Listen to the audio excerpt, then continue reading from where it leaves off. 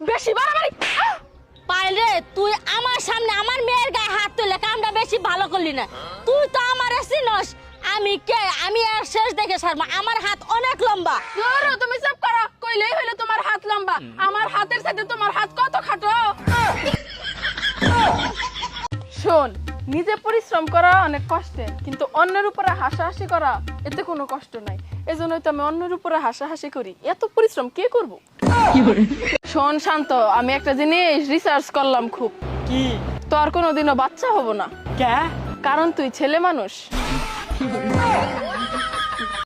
আচ্ছা আম্মা, আপনি যে এত খাটো মানুষ, এই বাড়িতে বউ হয়ে আসার পর আপনার কোনো সমস্যা হয় না? আপনার শাশুড়ি কিছু কয় নাই? সমস্যা তো হইছে, শাশুড়ি সবসময় খুঁড়া দিছে। তারপর দেহ মা, খাড়া লম্বা তো আমার হাতে না, সব হইছে আল্লাহর হাতে। কিন্তু আমার হাতে যেটা আছিল ওইটা আমি ঠিক রাখছি, লম্বা বানাইছি। কি? জিবে জবান চাপার কাজ দিয়ে কাউরা আবার দেই নেই। কি হইছে আম্মা? আমার ভাই বোনের সামনে বিয়ার আগে না আপনি আমার সাথে কত চাপা মারছেন।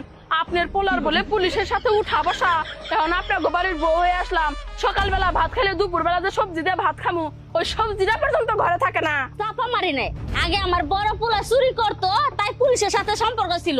এখন চুরি করা বাদ দিছে, পুলিশের সাথে সম্পর্ক বাদ।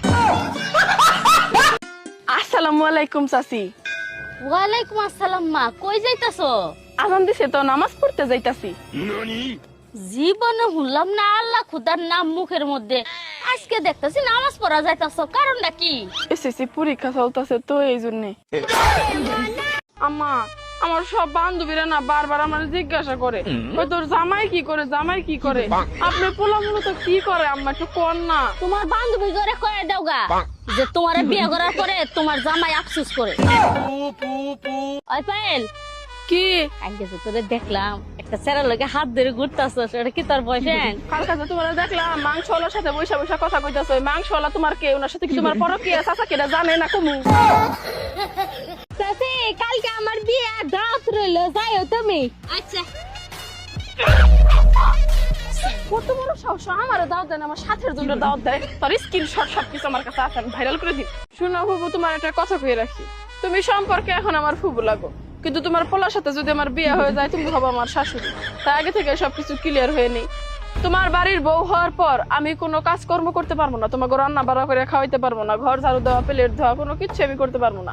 আমি যেরকম আছি এরকমই থাকবো, পায়ের উপর পাতুলা খামো, এটা আমার শেষ কথা, বুঝতে পারছো? খালি একবার বিয়েটা হইলে তোরে দিয়া আমি টেনশন করা। তুমি কি কিছু কইলা নাকি? না না, কিছুই কই নাই। আম্মা, আমার একটা প্রশ্নের উত্তর দেন তো। ইউসুফ মিয়া রাত দিন খাটে, তারপরেও তার অভাব